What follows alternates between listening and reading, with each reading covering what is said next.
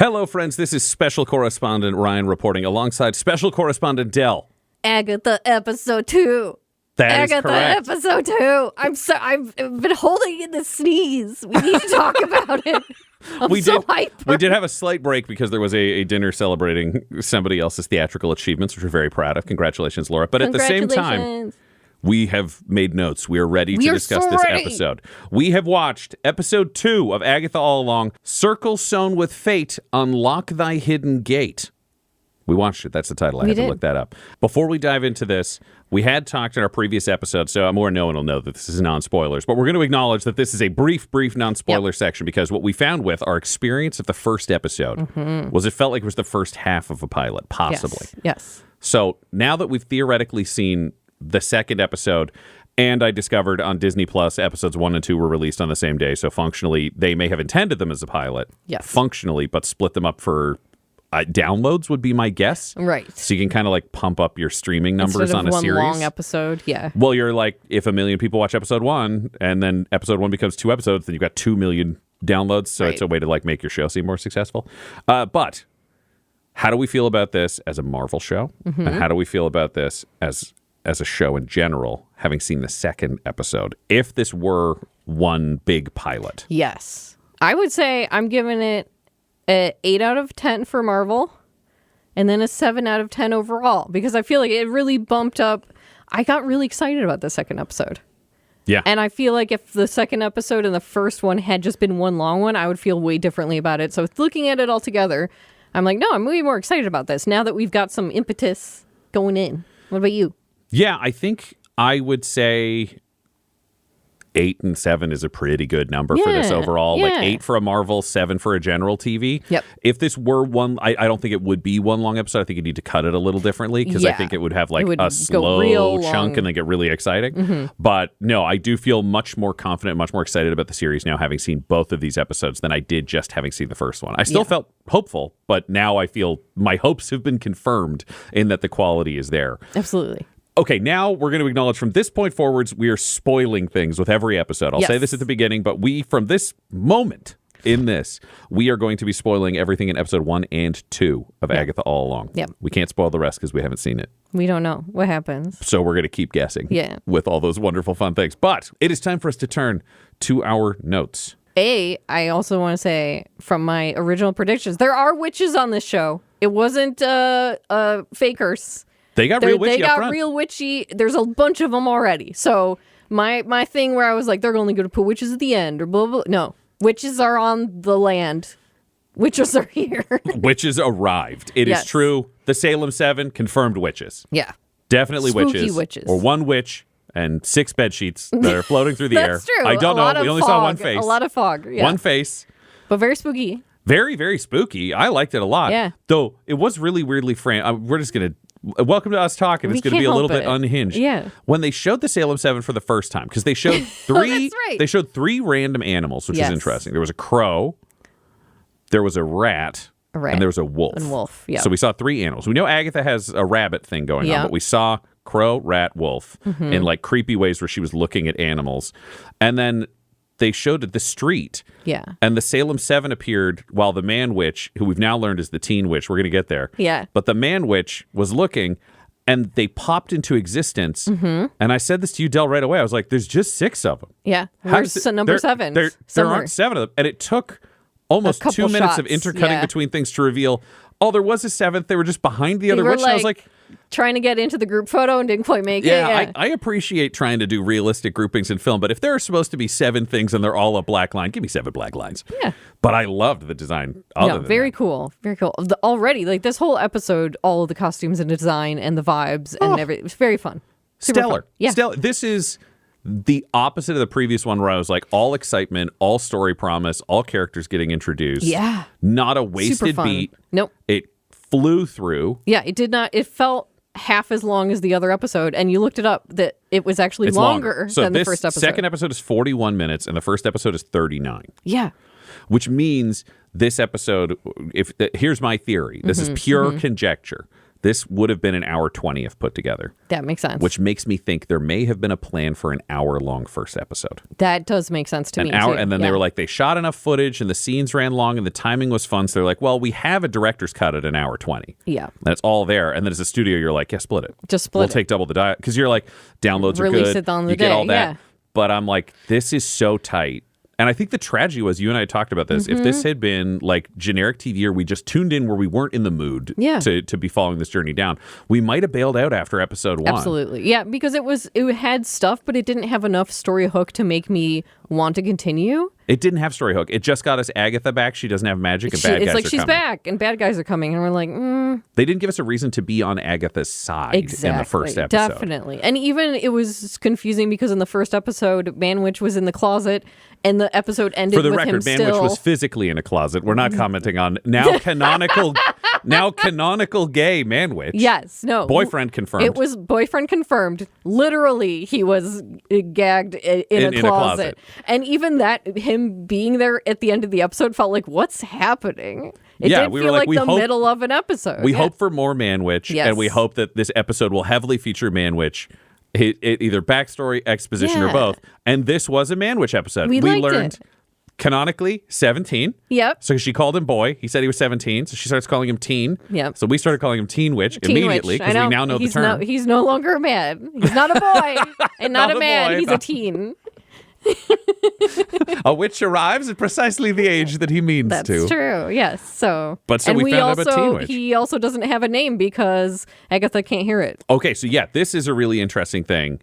I'm fascinated by this curse. I really like how it was done because I think it's visually, but also sound-wise. I liked how it was established. I liked it all because it was almost written over. Yes. It was like almost text version over the mouth. So she couldn't even read his lips. But that's also a really clever. So I like that it's done. But the thing that's really clever for me is I'm like, you can't lip read it.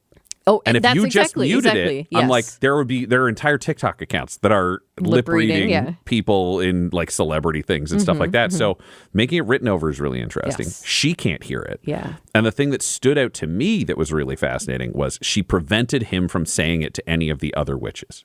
She actively went out of the way where they were like, "What's your name?" And she's like, "He's just boy. He's like boy. He's just teen. He's my familiar. He's just a guy." Because she has not yet figured out. I love a paranoid smart character who does things correctly, where like Agatha has figured out there's something about this kid that's magical, but she doesn't know if it's just her or if it's everyone. Right. And so she also doesn't want anyone to get closer or communicate with him, but wants to keep him close. Because if she can't know, then maybe it's a danger to her. And if they can get the information, they might know how he's linked to her in some way, is like how I've been reading it. No, that's very true. And her asking about his backstory in the car and not being able to hear it and like checking the radio and things. Like was the all radio great, still but works, you just can't hear him. But she can't know the background at all. So I was really fascinated by the fact, like, okay, so she can know he has a boyfriend because she could see that on the phone, and she can know his age. Yes. So stuff that's peripherally completely unrelated. But stuff that's personal to his history and his name seems anything that would let her identify him in some way. Yeah. Is there abstract facts about him? She needs to just call the boyfriend. Be like, who's your boyfriend? That honestly, that would have been. Will go around it or not? I don't know. She's got to have more aggressive aunt energy to find out about this boy, but she's focused elsewhere. I was very excited once she started walking around. Obviously, Patty Lupone is established in this episode, which was amazing because you didn't know who that was. No. So even when I was like, there's a big reveal, and I was like, Patty Lupone's here. Dell's never going to guess that Patty Lupone's going to be in this. And then it was just a lady to tell. I had to explain everything about Patty Lupone. Patty Lupone, who plays the divination witch. We haven't really learned the other witches' names yet because they don't say them that often. And Agatha keeps referring to them by their jobs, which means Agatha names people like we name people. Yeah, so that's what's going to stick for us. We said this really started with Dell. So has Dell been a witch all along? You know, you don't give up names easily, and I don't remember them easily. And you don't want to be seen. So this is all starting to math out. But Patty Lupone is a Broadway legend. Multiple Tony winner. She's been in a bazillion revivals, played all the roles. She's an incredible singing voice. She's also a force of nature in that way of people who are so established in their career, they give zero fucks whatsoever. She does not care about anyone's feelings. She does not care about any of this. The only thing I had seen in advance, which I really liked, was I saw there was like a Hot Ones, not an individual conversation episode, just where they sit two celebrities down and have them like dare each other to do stuff until they eat wings together. Right.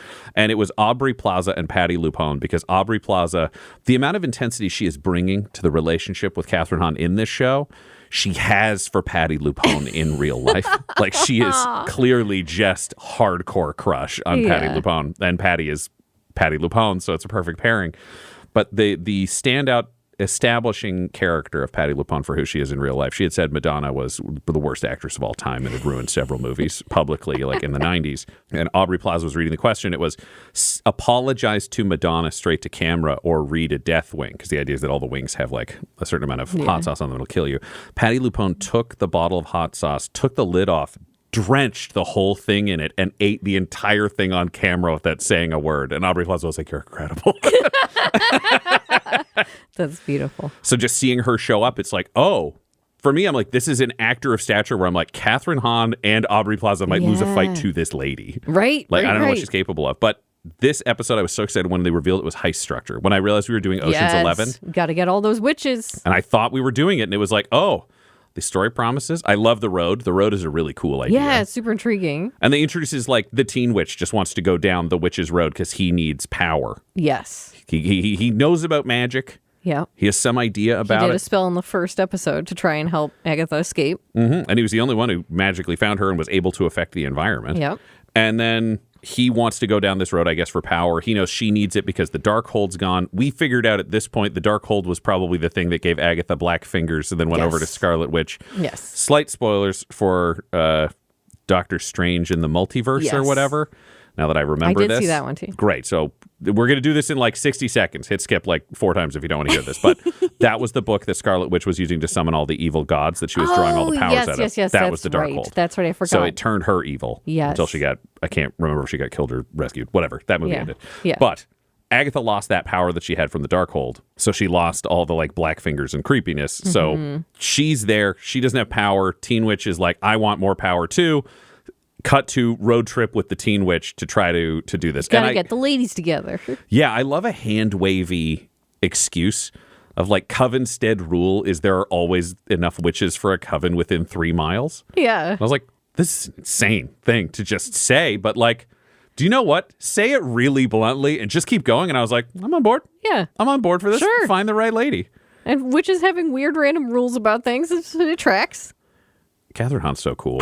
So is Patti LuPone. And that first scene where Kathryn Hahn's so many cool ladies trying to play into being a woman who'd be easily ripped off. And then the power shift of the divination witch revealing what's going on, followed by an argument in the back room where she's like, I didn't even read your future. I just know about you. Like, you're famous and you suck. Yeah. But they did such a great job of establishing, like, Agatha stole powers from her coven. Yes. So, she screwed over all her previous witches. To be screwing over witches, yeah. So they're like, why should we team up with you? You're just going to steal our shit.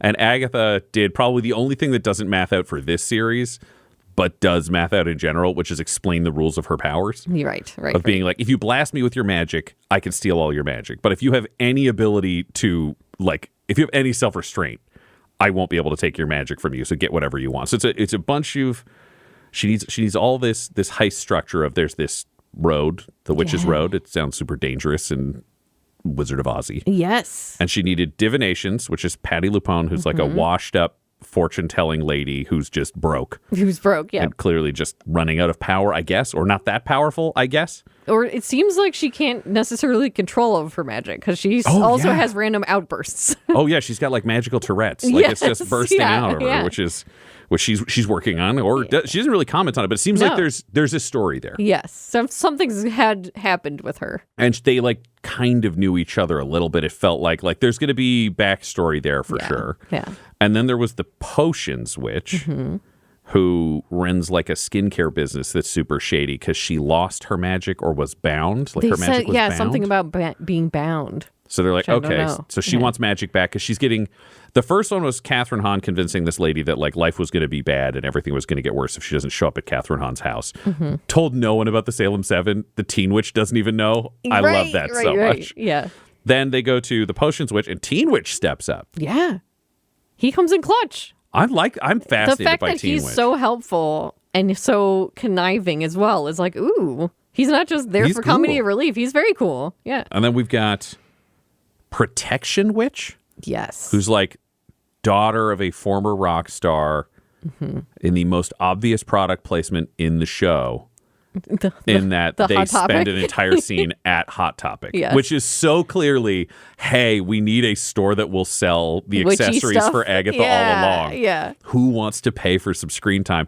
But it was funny enough that I was like, I'll let it ride. That kind of product placement, I'm fine with. It was so on the nose that it was pretty cute. Yeah. Yeah.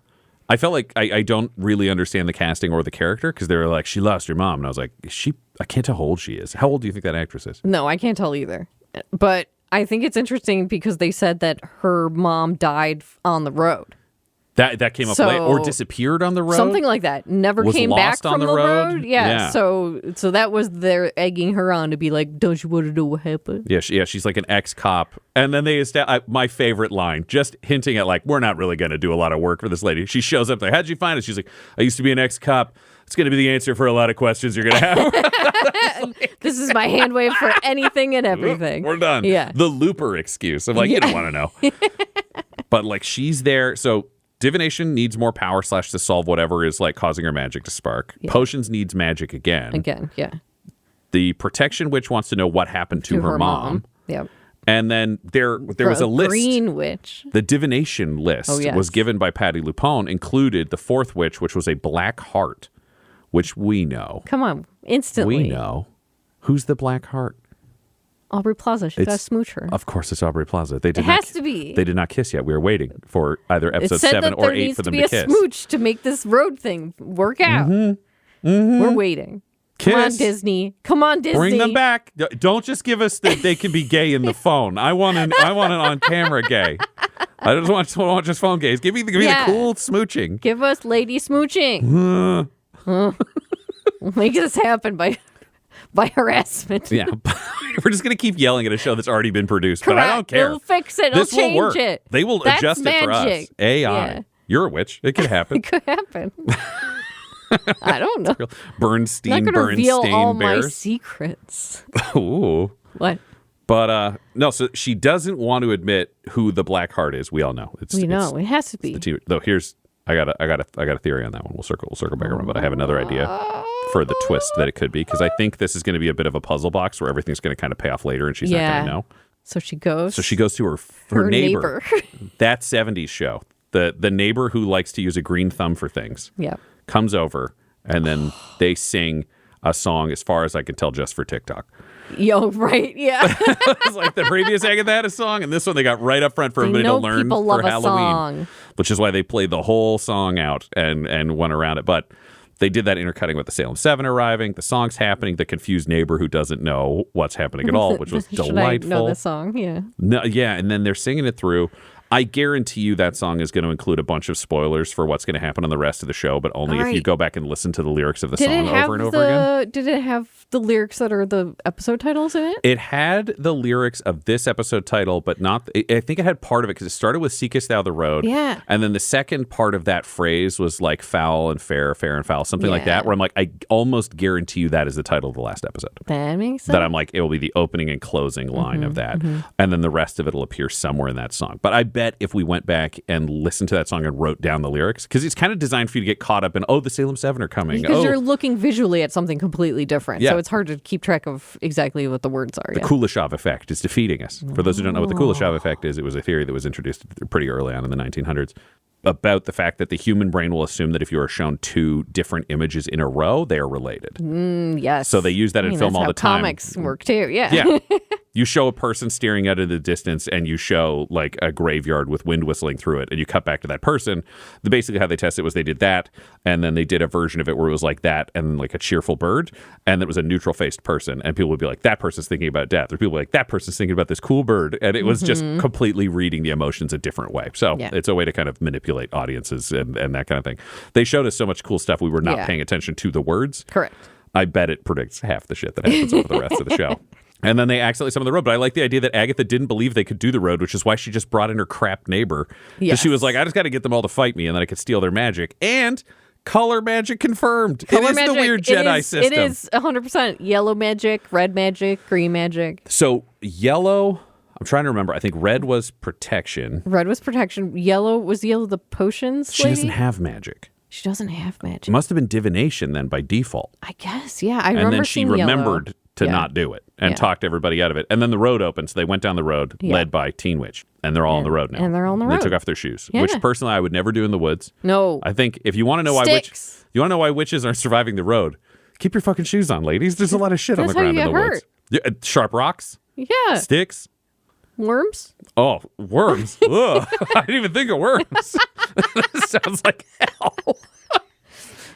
We were so excited about it. I was surprised that it ended there. Like, not because it was a surprising episode ending, but because it felt so fast. Because so much good stuff happened that it was this just felt like 20 minutes. Yeah. I thought we were halfway through, and then I it was just over. And then it was just over. And we were like, oh, we're pumped. And now then we had to wait because we had to talk about it. I just wanted to watch the next one.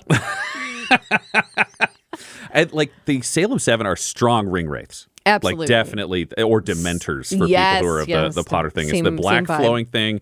Almost ring wraith sounds. Like I wouldn't be surprised if they pulled stuff from the library that was so similar. Yeah. And the neighbor being like, "Do you see that?" Occasional shots like that. I was like, these ones didn't feel unearned. I feel like there've been a lot of series where even Marvel stuff where I'm like, that joke's too stupid. This is like a good balance of goofers to reals. I agree. I think they did a good job of picking even the neighbor lady to come along. Super cute little gags, but also in a way that makes sense when she's just a normal person there. It doesn't feel like too much. It feels like right of the map. And she's enough of a joke that you believe she'd go on the journey. Yeah. Whereas like the performance was like, oh, this lady's lonely and doesn't get invited places. Yeah. So she got invited and she showed up and she's like, are we all doing laundry together? That's right. That was also your prediction, is she might end up wanting her husband back. I said either she turns into one of the most powerful witches of them all, because she might discover her magic along the way, but I think her wish at the end of the road, because she said her husband had passed, is husband come back. Yeah. And I think what we might be building towards, this is pure theory. I'm going to go deep. And do you know what? We're going to take a quick commercial break, and I will reveal my craziest fan theory right after this.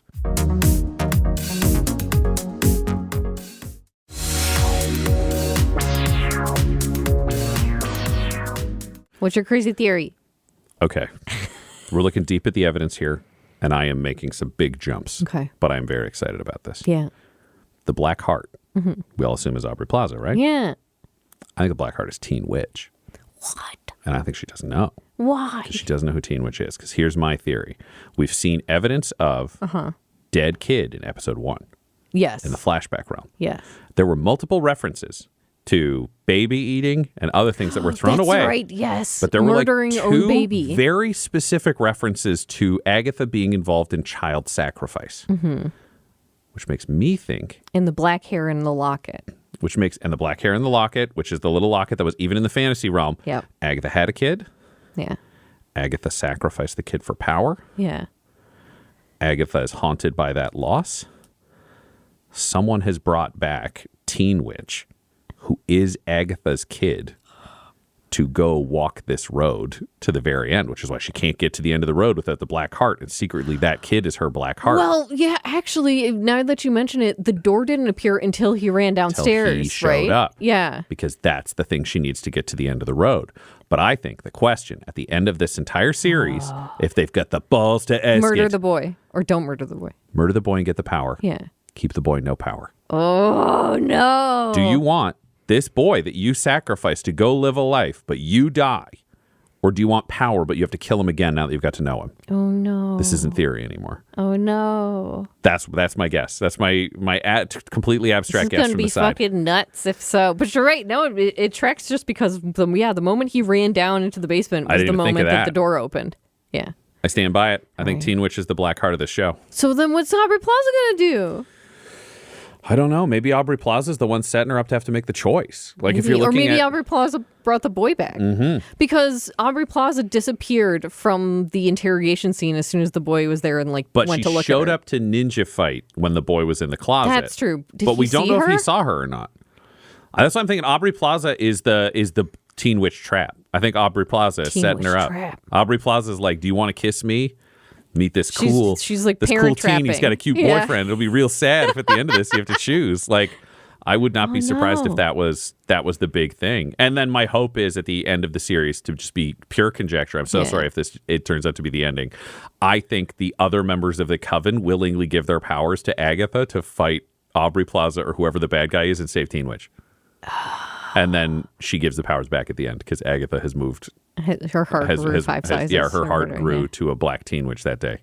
That's possible. It's all very possible. He's not black, but like her black heart grew to a Teen Witch who a goth wore Teen Witch. Yeah, a goth Teen Witch. Yes.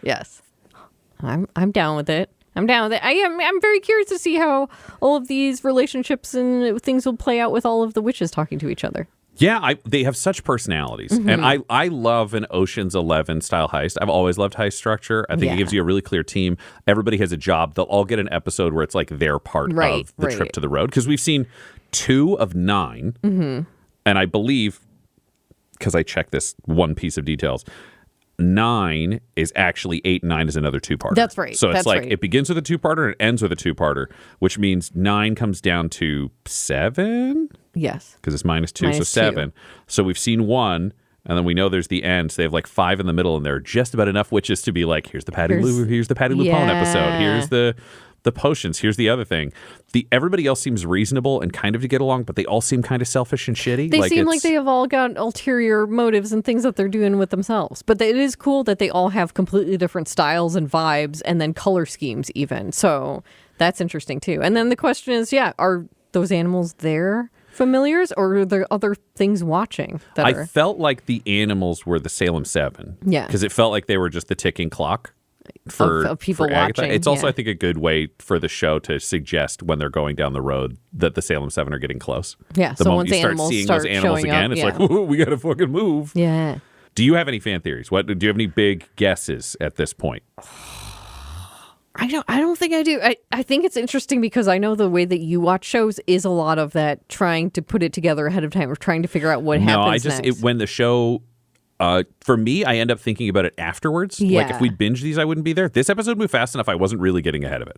Yeah. If an episode is slower, like episode 1, when I have time to think, I can get ahead of where the story is. Yeah. Now I was just like thinking on stuff because I was fascinated by it. So like if a show's good enough to rummage around in my brain, then I just start like taking pieces and moving them around. No. But how do you it makes engage? sense. I think for me, when something is engaging enough for me, I'm just sitting waiting like, oh, show me next. Like I'm excited by the things that I have seen, but I don't really have a feeling or know what's coming next. I'm very curious about the road. Will it be actual physical locations? Will it be all magical places? Will the road spit them out into random parts of the world? Like I'm curious to see where it will go next.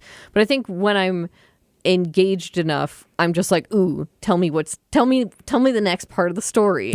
Whereas when it's not very good, that's when I'm like, I wish this would happen, or I get very like, I throw out your story. I want to imagine something else. So this is good enough. You don't want to rewrite the show. You're happy with where it's going. I'm really like all the setup and everything that we've seen so far. So I'm like, more please. Yeah, I'm very pleased and fascinated to see where it's going.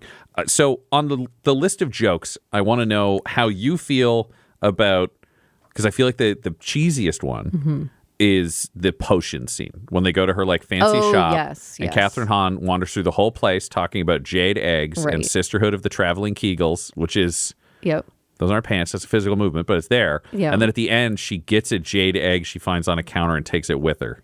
Yeah. Do you feel like that may have been a reach too far? Or do you feel like that was on point for the tone? If anything, I feel like it's trying to set the tone of like, wink, wink, ladies. This is all about stuff for ladies. You know? The tone is ladies. Is there a man uncomfortable in the room? Do you have to explain it to them? So it's just a way for wives to have an awkward husband moment at their house watching the show. Yeah. That's what I think it is. The tone is, peace out, dudes. No thanks. That's what I took from that joke anyway. Yeah.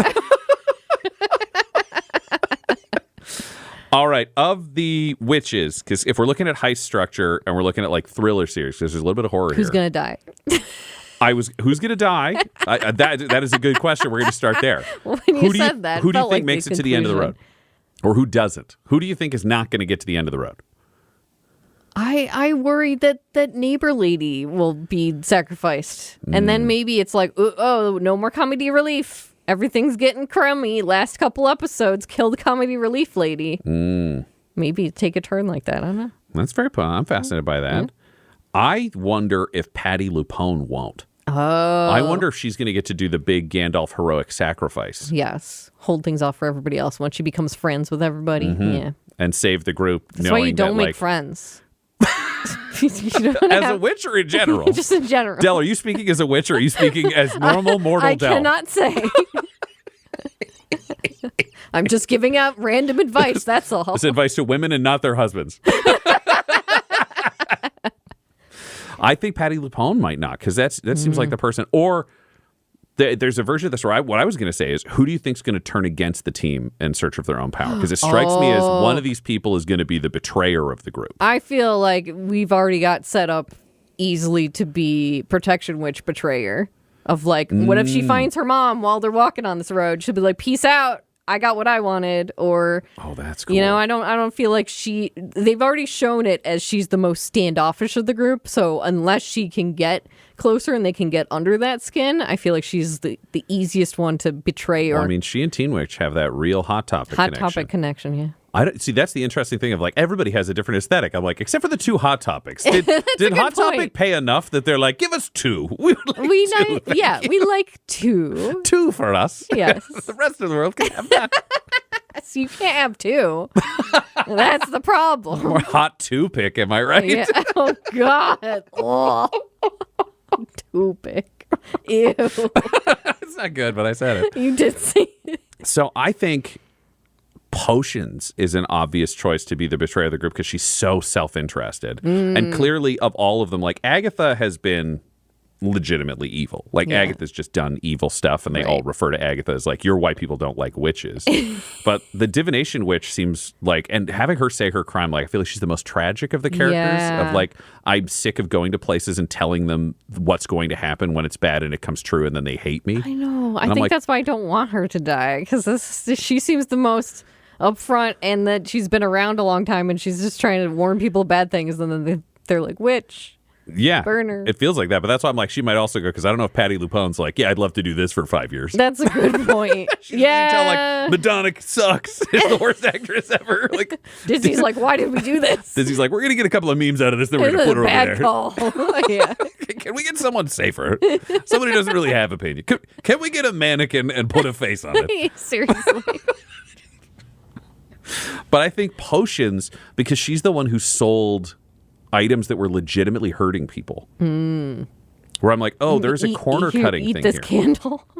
That was very weird. That's very weird. For a lady who knows she's getting sued for doing things that are illegal, she immediately is like, hey, I'm breaking FDA rules. You can eat this candle. Don't do that. Yeah, very strange. Anyone at home who's going, I wonder if I should try one candle in my house. Don't do that. No. Don't do that. That's not what they for. She's a criminal. She don't trust her. She severely injured 800 people, and as far as I can tell, owns one small store in a small community.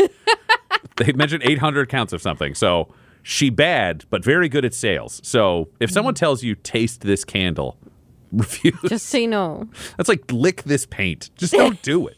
It doesn't even matter if it tastes good. No. Don't do it. Don't do it. But I think she's got something crooked about her where I was like, she seems like the logical choice to betray the group for her own gain. Power. Yeah.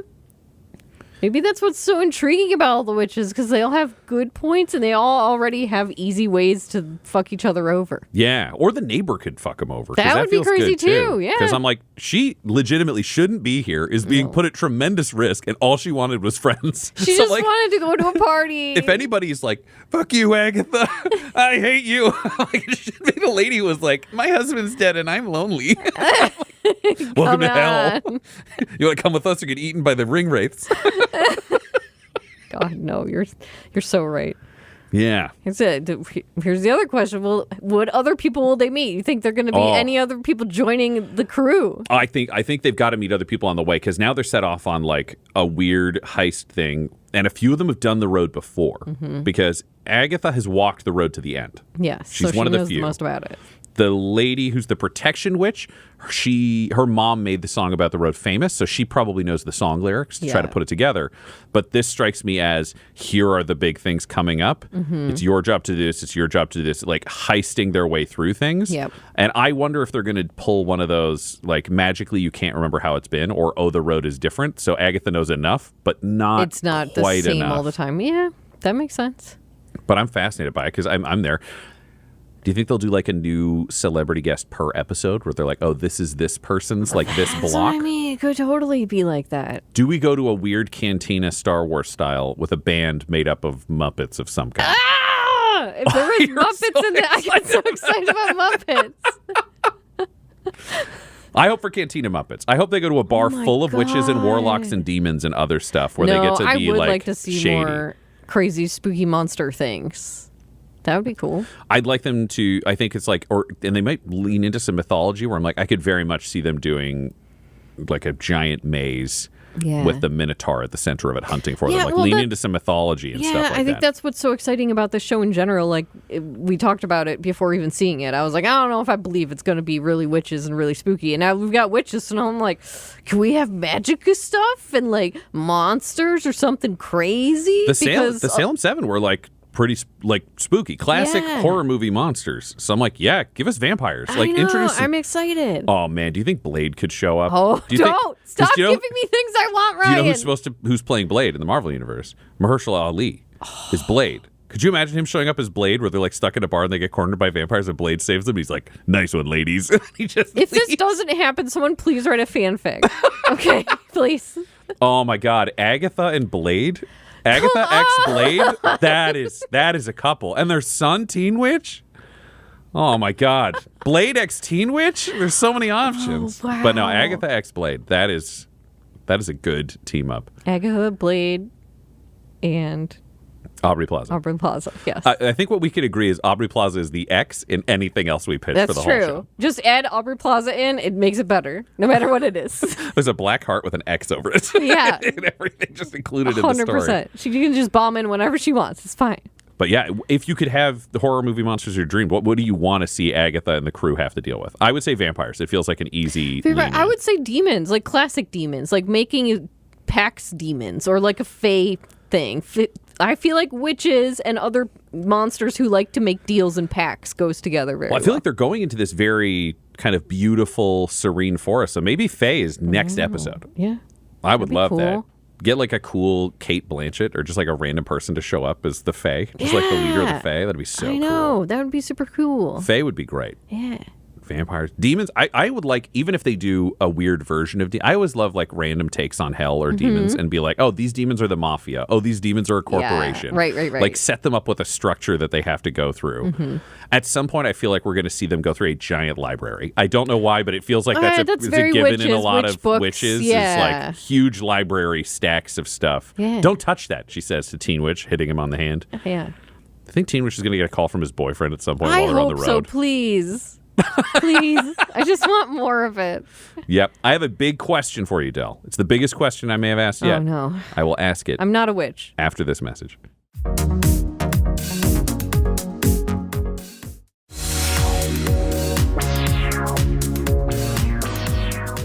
Del, I don't know if I believe you, but whether or not you're a witch really hinges on this question. So this is fair.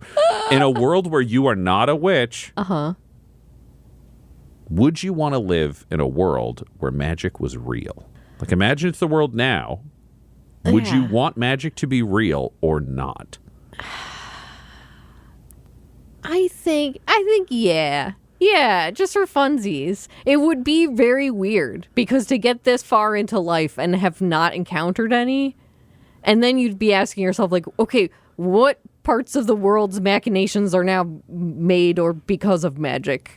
But I also think it would be pretty sweet to go through life and it be normal, and then one day find out like, oh, you can just float a little. You know? Oh, so you want like street magician magic? I don't know. I'm just saying. You don't want like a purple. You want like, I'm hovering a little. Yeah. Like, you want to have a hoverboard minus the board. Yeah, that'd be cool. I would just mean like, I feel like magic would be bad if it was the like Avengers style, like we just hanging out and just magic people show up and then they blip out come an in entire... blasting. Yeah. Come in blasting. Yeah, we don't want that. That seems a little crazy. But I like the idea of just like with the switches, like, oh, lady at the shop. Potions, divination, but she could like do those stuff. kind of things. Yeah. See the future, do a little tarot, do a little floaty. I think that'd be cool. You don't have to tell everyone. Do a little floaty. You don't have to tell everyone. Dell's not a witch. She's not like, these are the magic that's ridiculous. These are the magic it's okay to not get burnt. She's not scaling it back. Don't ask too many questions. Dell's saying the magic isn't scary. She doesn't do the Avengers magic. I don't come in blasting. She does a little tarot. That's too obvious. She's one of those subtle witches. Oh my God. This is not information for your husband. This isn't public, right? This isn't going out to the public? Okay. Don't worry, you're very safe. Okay, good. I can't hit the send button for some reason. I'll get somebody else to do it. It's fine. I feel like the thing that I'm interested by in this magic world, because a lot of the magic stuff is you have to have magic born. You're born a witch. Right. And they established that the protection witch was born from a witch. It's a specific type of witch. She's a blood witch. That's what it was. Which sounded way gnarlier than like a protection witch. And I was like, hell yeah. It's in her blood, I guess, because she's born that way. But I like the idea that you can learn it. I really like magic that's not, you're the chosen one, you're born, you have magic, other people don't, whatever. Yeah. I'm like, no. The idea that it's a secret society where they don't teach anybody and they'd like, erase people's memories or whatever not be there, but I'm like, that would be kind of cool. Mm-hmm. Again, not necessarily Avengers blasting, though. I'm like, do you know what? We seem to do a lot of blasting without magic at this point. But let's avoid blippies. No blips. I know. I don't like no the teleportation. Yeah, that's gone, bad. Everyone disappear. Yeah. No dark holds. I don't like that. Yeah. We would be anti-team Darkhold, but I'm fascinated by that. Follow-up question. If you were to be a kind of witch from the show, don't worry, you're not a witch, Del. We're not acknowledging that you're a witch in any way, shape, or form. But if you were going to join the team, we're going to take Agatha off the list because it doesn't really make sense. She does? She's evil. But does she have a title? No, she's just evil. She's purple. Her title is purple, bad. Purple/bad. Purple/bad, yes. She's the bad witch. Yeah. But we have potions, divination, protection, green, which is earth, I think. Yeah, it like seems plant like stuff. It's plant stuff. Which one would be your preference? I'm team evil. No, we took evil off the table. I'm Aubrey Plaza. You can't just be an actress. That wasn't an option. It's a type of witch. You just become the literal actress Aubrey Plaza. That's not a choice. What kind of witch do you want to be? She does a lot of tumbling and stabbing. What kind of witch do you want to be? I want to literally become Aubrey Plaza. If only. If only. You want to do ninja stuff and be Aubrey Plaza. So you want to be Aubrey Plaza's stunt double. So you want to be... I don't know enough about these witches. I know what they need to do yet. Do you know what? We'll acknowledge... You get to redo this choice. We can ask again in future like we did about episode 1. But divination. All right. Or we will include evil Agatha on the list, but the consequences she faces at the end you have to face. Oh, now you're making it not cool. We don't even know what the consequences are. I know. We don't know about any of them. But what do you think? Where do you think you would want to fall? I feel like I would be suckered in, I know, by, like, if I was studying as a witch. Yeah. Divination would really draw me in because I'm very curious about that kind of idea of the future. It seems like such an absolute curse to know what is going to happen and what the future is. But if I could, I don't think my own anxiety would let me not know. It would I'm make like, you feel I need better. to know what it is. And I'd be like, this is always bad all the time. And they'd be like, do you want to not know? And I'd be like, no, it's better knowing. It's better knowing that it's bad. I can prepare for all the awful this way. Like, you're going to die alone. I'm like, well, that was true before we started. That is very you. Just prepare for the worst thing, and then a blip comes to your brain of like, it is the worst thing. And you're like, I'm already prepared. I'm like, oh, good. I wrote a letter for this. I don't know. I guess I'd lean towards protection witch. I don't even know what that means, but it sounds good. Or it sounds like you protect other people. Yeah, that sounds cool. Like if other people do into magic, so you can be like, no. You're the blue deck of witches. Yeah. You're like dispel. You did not do Counterspell. that. No. Oh, Put that in the garbage. None for you. The none for you witch and the I saw it coming witch are our team up. That's fine. You'll keep me safe, and I'll be like, well, this doesn't end well. When I go into battle. It's perfect. Yeah. We just need a DPS. I guess we do need Aubrey Plaza. See? She does the stabbing. stabbies. It all comes back together. We get the stabbies, the safeties, and the oh no's are what we're offering as a trio. Yeah. Aubrey Plaza, please join our team.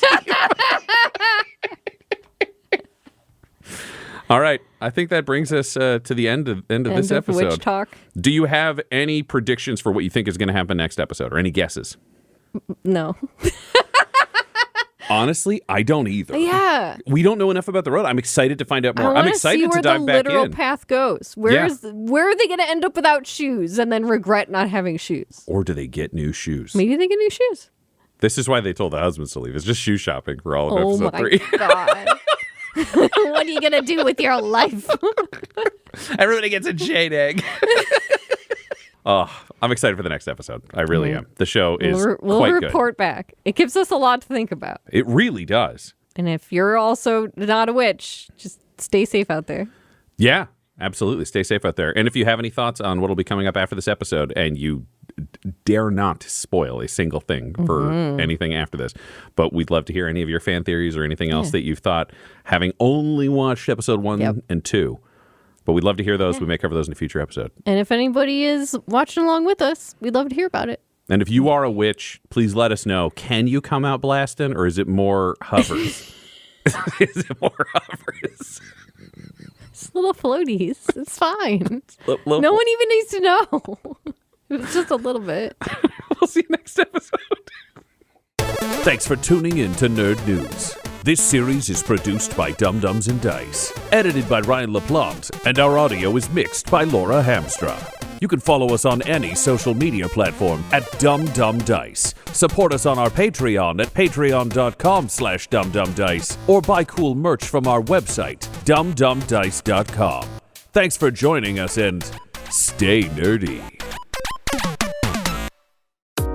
Dum Dums and Dice has to give a special thank you to the supreme beings of our Patreon at this time: Christopher Little, George Dolby, Gavin and Abby McDonald, Logan, Fire Unfriendly, Grandma Likes D&D, Alan, Stabby Stranger, Glitch Trick, Flynn1138, Alarain Okapi, Schrodinger's Pepper, Madre de Gatos, Lady Maiden, Mithrian, Garbo Ape, Sam Schaefer, Waffle Marine, Dagger Rain, Rob L, Dia De Los Hoodless, Squishy Werewolf, Remy Funky Head, Accent Therapeutic Services in Florence, Kentucky, Lael, Shulzari, The Long Family, Jordan Oliver, Richard Wright, Brittany Fenwick, Alex Parr, Dragonfly, The Body Barrelers, Megan Werner, A Man Out of Time, Curtis at FingerTechRobotics.com, Panda24NN, Shendra D, Your Homeboy Bones,